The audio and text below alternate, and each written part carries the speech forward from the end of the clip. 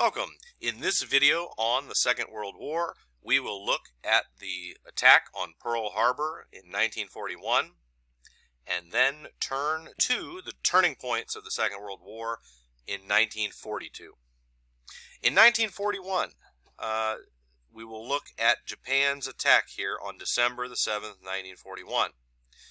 Why does Japan attack the United States? Well, the U.S. had condemned the ongoing Japanese-Chinese war that had been going since 1931 with the Japanese invasion of the Chinese province of Manchuria that borders Korea, and then continued by the Japanese attack into other parts of mainland China, including the rape of Nanking and other attacks starting in 1937. And so the United States began to embargo and put trade restrictions that would hit Japanese war necessaries, oil and scrap metal and things that the Japanese counted on in order to continue their modern mechanized attacks against China. Therefore, Japan decided they had effectively two options. They could do what the United States was asking and stop their war against China, or they could push it to its logical extreme and strike out and seize resources that they needed, primarily from British, French, and Dutch colonies, such as in the Indies and in Southeast Asia. They would take them for themselves, and in so doing, they would also launch a massive sneak attack against the United States, a preemptive attack to keep the United States out and to set up a fortress in the Pacific that the U.S. would never be able to break. The attack itself happens at dawn on Sunday, December 7th. They send aircraft carriers, each loaded with virtually 100 fighters and bombers. They send them deep into the Pacific, and they attack the U.S. naval base at Hawaii, at Pearl Harbor. And they cripple or destroy 7 out of the 8 battleships there. However, the United States, all 3 of its aircraft carriers were at sea in between San Francisco and Pearl Harbor and were safe. It was a devastating attack, destroying much of America's naval power in the Pacific, particularly its battleships. At the time, by comparison, the Japanese had 8 large carriers, and the United States had but 3. After the attack on Pearl Harbor, Roosevelt asks Congress for war, and on December 8th, Congress declares war. The United States was in a bit of a bind for a few days because, as I said, President Roosevelt had been growing closer to Britain and helping Britain against Germany, and now the United States would be distracted from Germany and would now go fight a war against Japan. But Hitler, in one of the few times he honors his word, joins with Japan, and Germany declares war on the United States on December 10th, 3 days after Pearl Harbor. And the Allies are relieved in a way, because then all of them, Russia, Britain, and the United States, can concentrate on a Germany-first strategy. That they will send some strength to attack and attack Japan, but Japan will be on the back burner. That the Nazi Germany poses a greater threat to actually ending Russia or ending Britain, and so they would need to be dealt with in a primary way first. Little known fact among many Americans about Pearl Harbor is that Japan also made several other conquests in Southeast Asia at the same time. Took over the Dutch East Indies or Indonesia, capturing many essential resources for their continued war production. They destroyed the British Pacific Fleet at Singapore, which was sort of a Pacific Gibraltar or a Pacific major British fort at the tip of the Malay Peninsula in Southeast Asia. They launch a major sneak attack on Singapore, and they also take over the Philippines, which, if you've studied the Spanish-American War, the United States had bases in the Philippines for nearly 50 years by this point. And there's a fierce defense of the fortress part of the Philippines known as Corregidor, but eventually they are cut off from supplies, and the American U.S. troops are forced to surrender. And these are the Americans that are in the worst conditions of American troops would really face. The Nazis get a well-deserved reputation for their cruelty towards civilians and prisoners. However, among American POWs, American and British servicemen who were captured in the line of battle were often treated better as POWs in Europe by the Nazis than by the Japanese, who treated prisoners very poorly and put the men on the infamous Bataan Death March, where they were told they would get food and water and shelter and rest at the end of this dozens of miles of marching through the jungle equatorial heat, through which many died on their way of being forced marched to their prison camp. The overall commander was General Douglas MacArthur, who very famously evacuated before the islands fell, giving his famous promise that I shall return. And with that he left and went to Australia and would go on to lead the army in attempting to retake the Philippines 3 years later. The outlook in the Pacific: Japan had been wildly successful. They have an 8-3 carrier advantage. They control the entire region. What happens? 1942, and a series of major turning points. Before the turning points, the United States launched a famous and highly publicized bombing mission to Tokyo called the Doolittle Raid. Not because it did little, although it did little, but it was led by Captain Doolittle. And they do little damage, but they do bomb Tokyo, which many of the Japanese thought was not likely or even possible. And so it marks a morale or symbolic victory to actually have struck at the Japanese capital.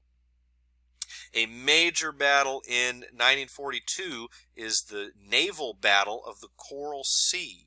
Japan had been invading the island of New Guinea as a preparation for invading the British colony of Australia.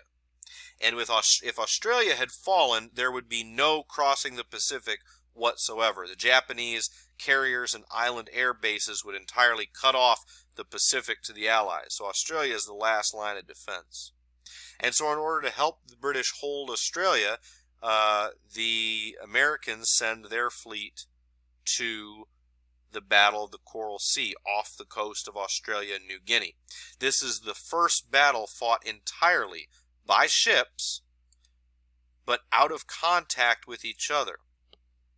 So you have the Japanese and American navies never in contact with each other. Rather, the aircraft of the Japanese fleet and the aircraft of the American fleet, the airplanes fight each other. The American ships and Japanese planes shoot at each other. The American planes and Japanese ships shoot at each other, but the ships are never close enough to fire or even see and make contact with each other. And this becomes the norm for probably over half of all the battles in the Pacific in the future are fought this way. But the Battle of the Coral Sea was the first one in history. It is a draw, and it forces the Japanese, they're not defeated, but they are forced to halt and temporarily, and in the end it'll be forever, but delay their plans for the invasion of Australia. Now let's look at the key major turning points of 1942. The Battle of Midway in the Pacific, a naval battle. The Battle of Guadalcanal. The American Marines try to seize the island of Guadalcanal in the Solomon Islands, an example of island hopping. The Battle of El Alamein in North Africa. Operation Torch, an amphibious assault into North Africa. And the Battle of Stalingrad between the German and Soviet forces deep in Russia at a bend in the Volga River at the city of Stalingrad. First, the Battle of Midway. In June of 1942, the United States had cracked the Japanese code and knew that an invasion of Midway Island, Midway would be a stepping stone to an invasion of Hawaii, which could lead to an invasion of the United States. And so the United States moves all of its aircraft carriers and power to defend the island of Midway. And the Japanese believed this would be a total surprise. They had been launching fake attacks toward Alaska and other places, hoping to make sure they would take Midway in a sneak attack, but the Americans were poised perfectly. There was another nick-of-the-moment thing where the American aircraft descend upon the Japanese carriers at exactly the right time for the United States, and 4 Japanese carriers are sunk. This is disastrous. The United States suffers 1 loss of a carrier, but ultimately the terrible, terrible carrier losses which Japan suffers at Midway establishes carrier parity in the Pacific. So with 1 battle, and with the fact that the United States is building carriers faster than Japan is, by the fact that the Japanese losses were so severe in this 1 battle, things went from Japan having almost a 3-to-1 carrier advantage. After the Battle of Midway, things were about even. And the United States, with its superior industrial production, would not look back and would never again be undergunned at sea against the Japanese. Also starting in 1942 is the Battle of Guadalcanal in the Solomon Islands off the coast of Australia. The key there was that the Japanese were building an airfield that would have allowed the Japanese to have a land island-based airfield that would allow aircraft from that base to cut off ships going to Australia. So the U.S. landed Marines there, took the airfield, finished it, and renamed it Henderson Field after the Marine commander. The Japanese continue sending reinforcements to this island, launching these banzai attacks where they refuse to stop attacking. They just keep coming and coming and coming no matter what losses they suffer, and it was terrifying. At this time, the Japanese rarely took prisoners. The American, their policy was to take prisoners, but often the Japanese would booby-trap bodies or would, because of the way they fought, the Americans also adopted sort of a take-no-prisoners approach. And again, a lot of the worst things that the Nazis did were often reserved for people on racial terms, right? Jews and Slavs and people they thought of in lower racial terms, but people often overlook that the Japanese and the American battles in the Pacific were extremely brutal, and their humanity of a winning army against those it captured was very poorly regarded. People were often killed while attempting to surrender on both sides. This was the furthest extent of Japanese expansion, and the United States would begin its policy of island hopping. Island hopping is the American strategy of choosing certain strategic islands, usually those with airfields, and hitting those islands and skipping over other ones, because the Japanese controlled literally thousands of islands in the Pacific, and in order to take them all would have been an exhausting use of resources. So the United States will target islands mostly with airfields and mostly ignoring the others. The key to these islands with airfields is that they're like unsinkable aircraft carriers, and so they must be dealt with. This ends our summary of 1941 and our look at the battle in the Pacific. Next time, we'll pick back up with the turning points of 1942 by looking at Europe and North Africa. Thanks for watching.